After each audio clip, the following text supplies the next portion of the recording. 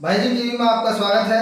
मैं DK Morro आज आया हूँ 29 विधानसभा कुंदर की और शिक्षा के क्षेत्र में अत्यंत महत्वपूर्ण कार्य करने वाले प्रमुख समाज सेवी आरिफ मोहम्मद पाशा जी से आज मैं बात करूंगा और कुछ बातों के बारे में सर मैं आपसे जानना चाहूँगा। जी। सबसे पहले मैं आपका एड्रेस जानना चाहूँगा, आपका नाम जानना चाहूँगा सर। मैं आरिफ पाशा एडवोकेट कुंदरकी विधानसभा में काफ़ी दिनों से सक्रिय हूँ। कुंदरकी क्षेत्र में 2012 में मैं कुंदरकी विधानसभा से विधानसभा का चुनाव भी लड़ चुका हूँ। इसके अलावा मैं एडवोकेट भी हूँ।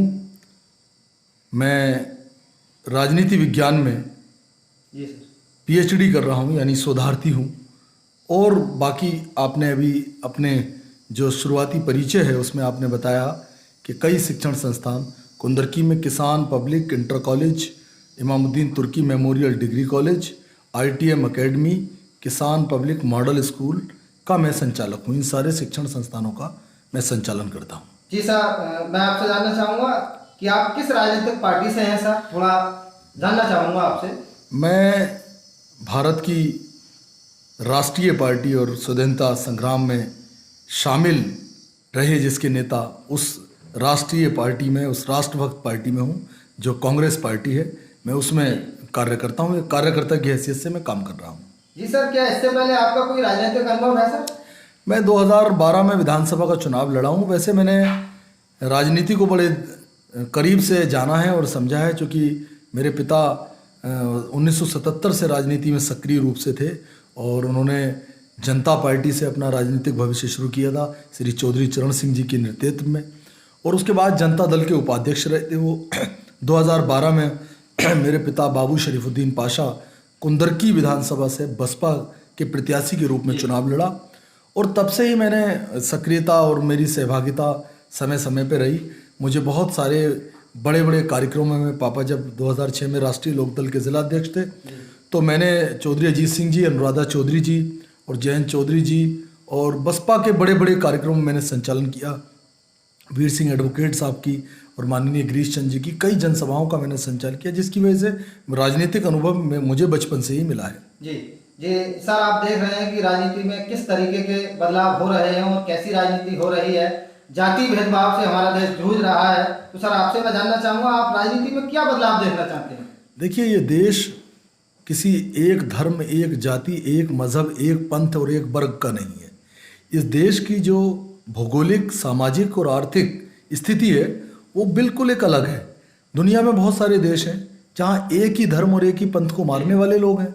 हिंदुस्तान जो भारत की मिट्टी है वो एक इस तरह की मिट्टी है कि यहाँ हर जाति वर्ग का आदमी निवास करता है, और वो उसमें एक ऐसी खुशबू है उसकी मिट्टी में कि कश्मीर से लेकर कन्याकुमारी तक हिंदू, मुसलमान, सिख, लोहड़ी, ईद, मकर संक्रांति, गुरु तेग बहादुर जयंती, दिवाली, होली, तमाम खुशियाँ उस देश में है।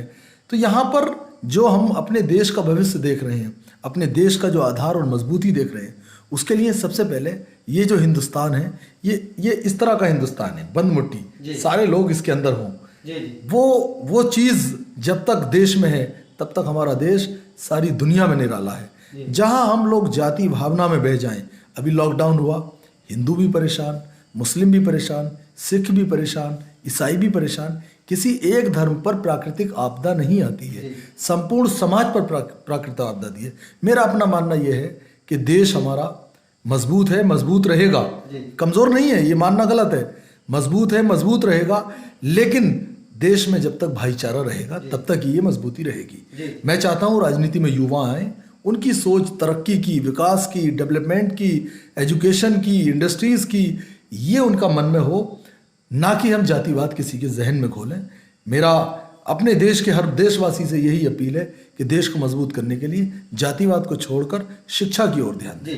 जैसा कि सर लॉकडाउन चल रहा है देश में, तो सर लॉकडाउन लगने से देश कितना पीछे जाता आ रहा है सर? देखिए, ये जो पूरे वैश्विक आर्थिक रूप से मंदी है किसी एक देश की नहीं है, लेकिन भारत एक कृषि प्रधान देश है, सबको पता है, और हम लोग विकासशील देशों की श्रेणी में आते थे, विकसित होने का प्रयास कर रहे थे। ऐसी स्थिति में हमारे ऊपर बहुत ज़्यादा संकट है, क्योंकि हमारा देश उतना डेवलप नहीं है, बहुत ज़्यादा डेवलप नहीं है जैसे इटली और जैसे अमेरिका है और चीन है। हमारा जो देश है वो एक तरह से आज भी वहाँ पर एक सामान्य वर्ग के लोग ज़्यादा निवास करते हैं। देश की जीडीपी इस लॉकडाउन से बहुत प्रभावित हुई है। छोटे उद्योग, लघु उद्योग बहुत प्रभावित हुए हैं। आम जनमानस को एक बड़ी कठिनाई और बड़ी दिक्कतों का सामना करना पड़ रहा है। सरकार इस चुनौतियों से निपटने में प्रयास पूरा किया लेकिन सक्षम नहीं हो पाई। और जो ख़ास बात है उसमें हमारे देश के जो कर्णधार है, जो मेहनतकश मजदूर है, कामगार है, श्रमिक है, मजदूर है, वो प्रभावित हुआ और उसकी दैनिक मजदूरी उसको नहीं मिल पाई, जिससे कि उसके सामने रोजी रोटी का संकट खड़ा हुआ। और ये देश का मुख्य आधार है। जब हमारा मजदूर, हमारा जो कर्णधार है वो कार्य नहीं कर पाएगा तो कैसे बड़ी बड़ी इमारतें बनेंगी, कैसे रियल एस्टेट की बिल्डिंगें खड़ी होंगी, कैसे बड़े बड़े उद्योग चलेंगे, कैसे इंडस्ट्री चलेगी। यही वजह है कि हम लोग कम से कम, मेरा अपना मानना ये है कि 10 साल पीछे हम लोग पहुंच गए हैं। जी, आपका अपना कीमती समय हमें देने के लिए बहुत बहुत धन्यवाद। एक संदेश आपके चैनल के माध्यम से और मैं समाज के सभी लोगों को देना चाहूँगा कि समाज में आज बड़ी अजीब सी स्थिति उत्पन्न हो गई है राजनीतिक दलों के तरफ से। मैं कांग्रेस का कार्यकर्ता हूँ तो मैं पूरी जिम्मेदारी और पूरी हैसियत के साथ एक बात कहना चाहूँगा, चाहे उसमें कांग्रेस ही क्यों शामिल ना हो या कोई भी राजनीतिक दल हो, जहाँ पर धर्म की राजनीति करें, जहाँ पर बांटने की राजनीति करें, उसका आप विरोध कीजिए। वो विरोध बहुत ही आवश्यक है। अगर आज आपने विरोध नहीं किया तो हमारी आने वाली नस्लें, हमारे आने वाले जो भविष्य हैं, उनको ये राजनीतिक दल चौपट कर देंगे। देश की उन्नति का रास्ता खेत और खलियान से होकर गुजरता है। खेत खलियान के अलावा जो इसका मुख्य आधार है वो युवा है। युवाओं को समझना होगा आज कि कितनी जिम्मेदारी उनके कंधों पर है। आखिरी बात, चूंकि आपका काफ़ी कीमती समय आपने मुझे अपने चैनल पे दिया, एक शेर के माध्यम से मैं अपनी बात खत्म करूंगा। मेरे कबीले में तालीम का रिवाज ना था, मेरे कबीले में तालीम का रिवाज ना था, मेरे बुजुर्ग तख्तियां बनाते थे, मेरे बुजुर्ग तख्तियां बनाते थे। और गांव में 2-4 हिंदू दर्जी थे, गांव में 2-4 हिंदू दर्जी थे, जो नमाजियों के लिए टोपियां बनाते थे, जो नमाजियों के लिए टोपियां बनाते थे। धन्यवाद। जय हिंद, जय भारत। धन्यवाद सर, आपने अपना कीमती समय हमारे चैनल के लिए दिया, इसके लिए आप बधाई के पात्र हैं। और हमारे चैनल को सब्सक्राइब कीजिए, कमेंट कीजिए, लाइक कीजिए और अपनी राय कमेंट बॉक्स में जरूर कीजिए।